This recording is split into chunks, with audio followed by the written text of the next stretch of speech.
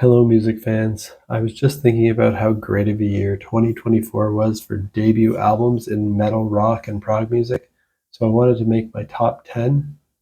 And if you stick around to the end of the video, I'll even give 10 honorable mentions, so you'll get 20 debut album recommendations from 2024 in metal, rock, and prog music. Let's start with number 10, which is Haishen and their album Awaken the Endless Drop. Progressive metal with ambient, post-rock, and groove metal influences. Check out the track Nuwa Awakens for a preview. Haitian's an American band. Their song Undersea Battle reminded me of Lamb of God. They have other parts of their album that sound like Mastodon and Tool, like Nuwa Awakens. The intro sounds like Tool.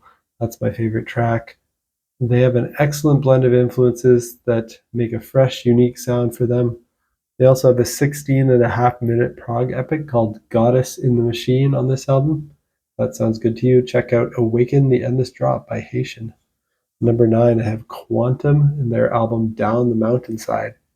This is progressive metal with jazz fusion influences. Check out the track On the Verge for a preview here.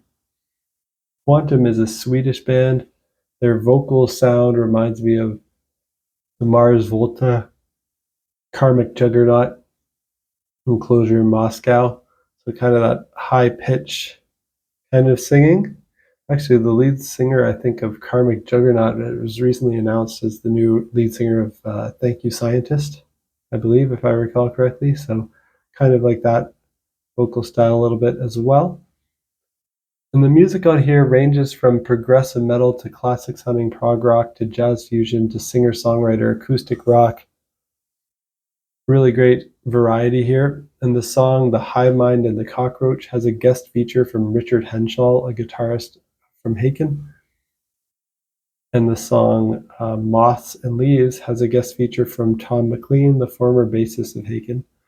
So check this out if you want to hear like Haishen meets Mars Volta, Karmic Juggernaut, Closure in Moscow, meets kind of like Genesis, King Crimson, meets the Mahavishnu Orchestra, meets Mastodon. It's kind of a mix of all of those sounds.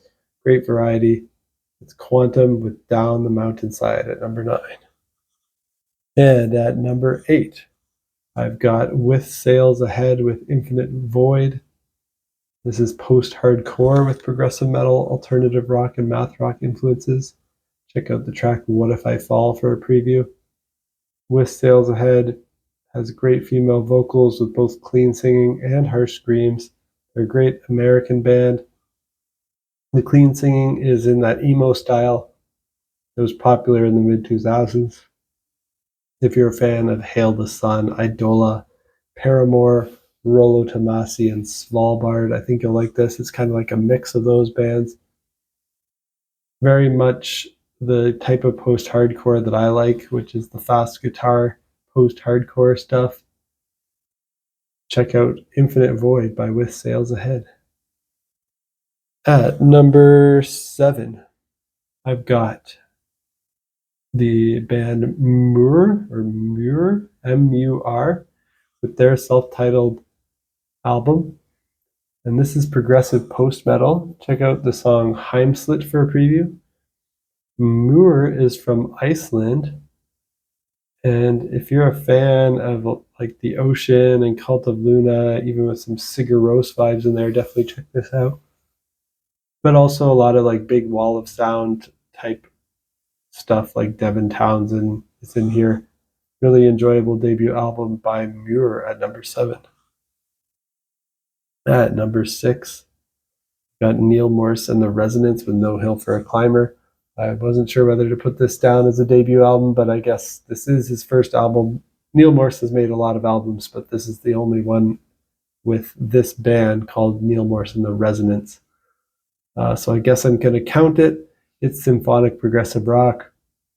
Check out Eternity in Your Eyes for a preview. While Neal Morse is a prolific industry veteran who's released many solo albums, as well as many albums with Spock's Beard, Transatlantic, and the Neal Morse Band. The other guys he's working with are lesser known, and this is the first time he's worked with them all together in this formation. think some of them may have been guest features on some of his past work, though. Most of the albums he's involved with are excellent. And this is even better than the last two Joseph albums Neal Morse did, which I already thought were excellent. This album by Neal Morse and the Resonance starts with a 21-minute long epic called Eternity in Your Eyes, and it ends with a 29-minute prog epic called No Hill for a Climber, and then it has 3 shorter songs in the middle. Every song's excellent. I'm not as into the lyrical content because he does go a bit into the Christian themes, too far a bit for my liking, but the music is just undeniably excellent, so I give him a pass on the lyrics not being to my taste. So that's number 6, Neal Morse and the Resonance with No Hill for a Climber. At number 5, I have the Triton Project with Messenger's Quest. Now we're getting into the near masterpiece level. The other albums that I talked about so far got my excellent tier, but this one I just love. It's Messenger's Quest by Triton Project. Check out the title track for a preview here. They're from Thailand, and this is progressive metal with a bit of jazz fusion. Also some Latin influences on here. And the album just consists, it has 3 long prog epic tracks, one that's almost 14 minutes, another just over 20 minutes, and another one just over 28 minutes. So lots of big tracks here for fans of Dream Theater, Ice Age, and Terra Maze, because it is that style of epic prog metal. It's all clean vocals, virtuosic musicianship, very much like how the band Ice Age sounds. The vocal sound here kind of reminds me of Styx. Very powerful vocals that are catchy. Check out Triton Project and Messenger's Quest. At number 4, I've got ALMO with Reconciliation. This is progressive metal. Check out the big epic title track, Reconciliation. Great debut album by this one-man musical project from Sweden. And the first single I heard from Reconciliation by ALMO was called Winterhound, which was great, reminiscent of Between the Buried and Me. The first 2 tracks on here are good, but didn't grab me too much. But when I heard the third track, Hope, it was just a great track. It surprised me in a good way. The flute kicked in. Panic Attack is also great. And then the title track, Reconciliation, is a 20-minute epic, my favorite on the album. Definitely mind-blowing. Has Gentle Giant style a cappella syncopated vocals. And you can hear the influences that ALMO has here, like Haishen, Devin Townsend, Between the Buried and Me. And it's just a near masterpiece. You have to hear this, and I'll be listening to anything ALMO puts out in the future. And the title track, Reconciliation, was my most listened to track on Spotify in 2024. So check out ALMO Reconciliation.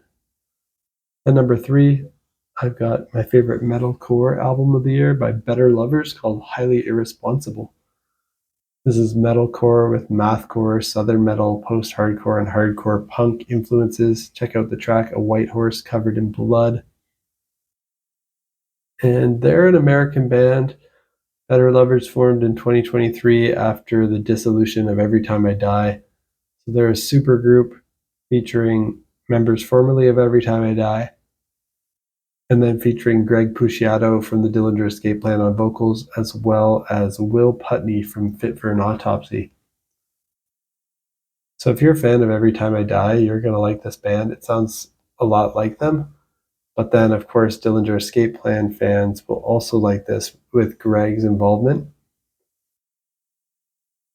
And yeah, it has a bit of that Dillinger sound because of his involvement. My favorite tracks are Drowning in a Burning World, A White Horse Covered in Blood, which I already mentioned. And it's just a great album for headbanging and moshing. It's got breakdowns, but they're not deathcore style breakdowns. They don't go super low with the guitars or slow and make animal noise screams. They do harsh vocals, but they're more fun breakdowns. They're not like dark and evil and animal sounding. They're kind of like hardcore punk bands. They don't rely on low guitars. They just have awesome riffs with interesting syncopated rhythms, dissonant, chaotic chaotic panic chords and some southern metal swagger and groove. That sounds good to you? Check out Better Lovers and their album Highly Irresponsible. Number 2, I've got Professor Caffeine and the Insecurities with their self-titled debut album. Kind of post-hardcore, emo, prog rock, indie rock, alternative, math rock, power pop, all mixed together. Check out That's a Chunky for a preview of this. Professor Caffeine and the Insecurities is an American band for fans of Thank You Scientist, Coheed and Cambria, Protest the Hero, Hail the Sun, Idola, Dance Gavin Dance. It's got the jazziness of Thank You Scientist, the emo style vocals of those bands. Only clean vocals though, and no harsh screaming here. Fast guitars and drums, but also catchy pop hooks like Coheed and Cambria style pop rock choruses. That sounds good to you? Check out Professor Caffeine and the Insecurities and their self-titled debut. And my number 1 debut album of the year is Reliqa. Band is Reliqa and the album is Secrets of the Future. This is progressive metalcore, kind of djenty, alternative metal, but a lot of pop hooks, even some hip-hop style vocals, female vocals, kind of experimental, cool guitar playing and guitar riffs. Check out the track Killstar, The Cold World for a preview. Reliqa is an Australian band, and yeah, I like the vocals here. Great female vocals, mostly clean singing. She did the occasional harsh scream, but mostly it's where a lot of other metalcore bands would scream. She kind of raps or does this like fast talking, kind of aggressive talking style of singing. Awesome guitar riffs, fast playing from time to time. Sounds a bit like Protest the Hero meets intervals guitar playing. If you like djenty prog metal bands with female vocals like Sordid Pink, Spirit Box, Red Handed Denial, imagine combining those bands with the sound of Deftones, Tool, and Linkin Park with the occasional almost rap vocal delivery style, and that's what you've got here. Check out Reliqa and their album Secrets of the Future if that sounds good to you. And now you've made it to the end of the 10 best debut albums in my opinion. I'm going to give you 10 quick honorable mentions, rapid fire, without describing them too much so the video doesn't get too long. Number 11. Well, you know what, I'm not even going to number these. They're all pretty much equal. But one that I really like is Sycophant and their self-titled debut album. They're from Norway, and I did a full review of this album on my channel, so check it out. They were kind enough to send me their album, and I really love it. So that's going to be my number 11 is Sycophant. Then I'm not going to number the rest of these. I'll just go rapidly through them. Another 9 debut albums that I like. Antichamber with A Light on the Screen, which is progressive metal. Check that out. Nynemia with Weapons of Math Destruction. It's kind of progressive groove, progressive thrash metal. Wombat Supernova with Ape Woman versus Turbo, and that's instrumental math rock. Really cool stuff. Intimate Plan released A Surfacing Life, which is progressive rock with alternative, psychedelic, and some metal influences for fans of Tool. They're a German band. Amscray released Die Happy, progressive indie rock. Whom Gods Destroy released Insanium, so they get an honorable mention as well. Great progressive metal supergroup. Derek Sherinian, Bumblefoot, Dino Jalisic, and others. Another honorable mention goes to Advocacy and their album The Path of Decoherence. Another great progressive metal debut, Danish band. And another honorable mention to Plantoid and their album Terrapath. Really cool experimental psychedelic prog rock from the UK. Great female vocals on that one. And my last honorable mention I'm going to give to Lamentary with Ex Umbra in Lucem. This is symphonic black metal with death metal and progressive metal influences. They're from Denmark. Fans of Flesh God, Apocalypse, Dimmu Borgir, and Emperor will like this one from Lamentary. And that's it for my favorite debut albums of 2024. Of course, there were other very good debuts that came out in 2024. Let me know what your favorites are down in the comments. And what do you think of some of the albums on my list? Are there any that you've heard that you've liked? What do you think of them? Are there some that I encouraged you to check out that you're really excited to check out? Let me know if you listen to them and if you like them. And stay tuned for my next video. I think maybe my next video will be my favorite Prog epics of 2024. And then I'm looking at ranking the Prog archives, top 10 albums of all time. And then after that, I think I'm going to do the best albums of the 2020s decade so far. So if you like metal, rock, and prog music, you're in the right place. Keep following the Death by Unicorn channel. Hit that subscribe button if you want to be notified when my videos come out so you stay in the loop. And until next time, peace out.